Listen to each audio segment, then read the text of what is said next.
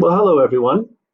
So this module I'm going to do a little differently in the sense that we're going to go through, look at the recommendations, but about halfway through I'm going to let you kind of set up your own little way that you can drive the machine. You can play with different scenarios after we've talked about them. So that can maybe let you understand where our limitations are.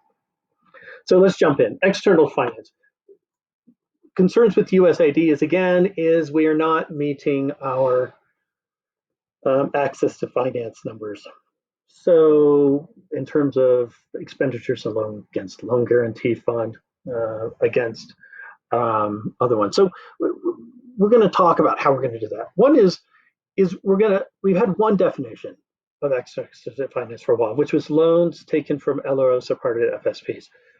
That was over time we've expanded that.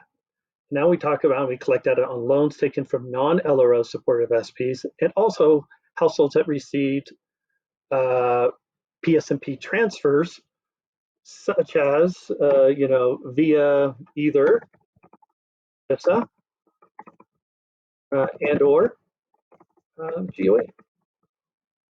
And then we're going to add a new definition, which is we're going to talk about marginalized population entrepreneurship.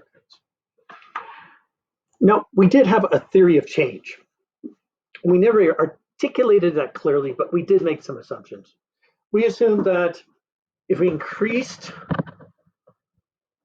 that basically we would increase the responsibility of borrowing by having households do internal lending. We would address behaviors, by providing household debt training. We would help households with profitable businesses, such as providing technical trainings and household risk plans. We also talked about linking them to FSPs and doing that by helping them complete loan applications and assisted facilitation. Okay. And in turn, we assumed that FSPs would assume greater risk because of the loan guarantee fund, and that also they would have that we would use the capacity building to help them with their outreach. Well, there's several faulty assumptions that were in there, or some, let me not say faulty assumptions. There were several things we've learned and the context has changed. So we now know that continued issues around household debt, and that's where we want to do household debt management. But looking at some other reasons that we are not getting the numbers we anticipate, one is we know there's COVID-19, there's political unrest, but it seems to be one of the things is that I'm hearing that not all Cabela's are receiving services. So we may assign an agreement, say, with an FSP. They said they would work in 10 Cabela's, but at this point, they're still maybe only working in 4. So it seems to be that they may be clustering closer to where they serve and not maybe more working in more remote areas. But either way, they're not fully covering the geographical area, which means that we cannot meet our targets. We know some cases, limited loanable funds. We talked about limitations of collateral for some populations. And we also saw that there's a systematic exclusion of some groups, such as disabled. And that came out of this access to finance for women, youth, and people with disabilities. So how do we want to address that? Well, we want to do it by, first of all, we'll look at this. We're going to talk a lot about total underspent funds. So how much money do we have left? How much money do we have left for the loan guarantee fund budget? And then also, how do we hit our revised graduation readiness numbers? Before doing that, though, we are going to talk about, I'm going to talk to you about 2 solutions, but in the meantime, I'd like you to play along with me on setting up your sheet for you to kind of play with. Actually, you know what? I'm not going to do that. Let's wait on that. Let's talk about the different options, and then I'm going to give you a way for you to set up your own, so you can play with the factors that go on. So one is that we're looking at increasing the financial service providers to 35%, but only in Cabela's that they are not currently serving. All right. So we want to do that because that's going to provide greater incentive for FSPs to expand into those areas. It may bring in more actors. and also help offset some of the loanable fund. I know people are saying Rusacos don't have adequate resources, so this is to provide some. I should highlight we will not be having a capacity building fund available at this time, so this could help us maybe offset our these. They can use some of this money to help them with their operational costs if they need to expand into those areas if they haven't already. And we're going to provide some entrepreneurship grants. So one of the things we found was there's some populations, again, such as youth, such as people with disability, that were being systematically excluded. All right. So we would need to decide on an amount. So my suggestion is we look at 1,400 BER.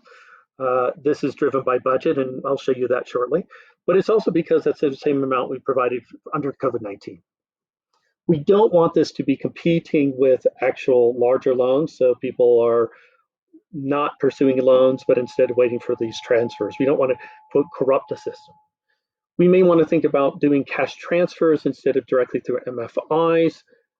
I would not suggest we do in kind. I think that's going to be too complicated in the time frame we have. So we may want to do a cash transfer. And then the criteria we need to discuss here shortly, which is focusing on people with disabilities, young women, young men with disabilities, and or maybe even TVET graduates. We have some ideas. We're going to take a look at the number is not that large at this time, and the implications are going to be moderate. We need to really focus on the loan guarantee fund. So let me give you a chance to play around with this. So I'm going to show you how you can do that. You can be the driver of the car. So one thing I'd like you to do is you're going to open up the Excel sheet that came along with the presentations. I'd like you now to go to, say, around, see what I suggested here so I can be consistent in my presentation. Let me just bring that down for a second. I'd like you to go to around 393. Huh? I'll go up to 393. And what I'd like to do is now go up here, click split. And so I would suggest go up a little bit further, split here. Huh? That means now you can scroll on the top and you can scroll on the bottom. Then I'd like you to go and highlight this cell here, 35%. So what this is, don't change the number yet. This is the amount, the percentage that will give an LGF. Okay, so keep that at 35%, but just highlight it in red for the time being. And then I'd like you to scroll down to 422. And that's 1,400. Again, highlight that in red. All right. Now, go to here, and I want you to scroll all the way down. It's a long drop. It's like 1,240 here, something like that. All right. And you're going to do this. Now, you want to keep your eyes here. All right. So what this tells you is what you want is positive numbers good, negative numbers bad. So this means, for instance, 156. We've overspent by $156,000. Oh, but we're pretty close to our, we've slightly exceeded the number of people that could graduate. Remember, that's going to be tied to access to finance. And we did commit an amount of money to USAID. And so right now we would be underspending all that by around 18,000. So ideally what you want is all numbers to be positive, which is not possible, but you can play with it. But I want you to do this because I know some people are going to say things like, but Ian, I think we need to provide 6,000. All right, so you can go up here and type in 6,000. Oh my God, just look, see what happened.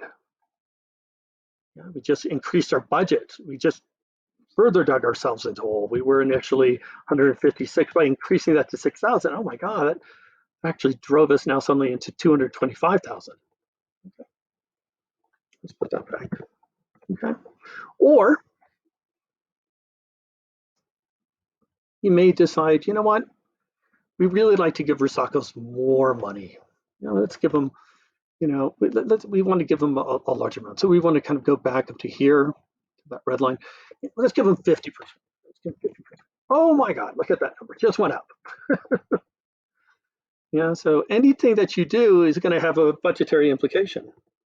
You may say, well, that's great, Ian, but let's actually, not let's don't serve 1,470. Let's reduce that number. Let's just do only 7%. Oh, well, wait a second. Now, all right, well, that's kind of helped a little. We've kind of brought that down a little to 300. That's not bad. But now let's just say you want to say, Ian, I want to do like only 4%. Oh, well, God, we won't be able to graduate the number of households. So the reason I say this is you can go and play with this and you can kind of see, but what I've kind of offered is what I think is the best case scenario that we can do with the resources we have. Okay. So again, thank you very much and enjoy, quote, driving the car. Do note, I'd ask that you just change the numbers here in column C. You don't change the columns in D, and that you really want to focus on the ones I've done. If you start playing a lot with other numbers, you'll be more complicated, but focus on those 4 variables.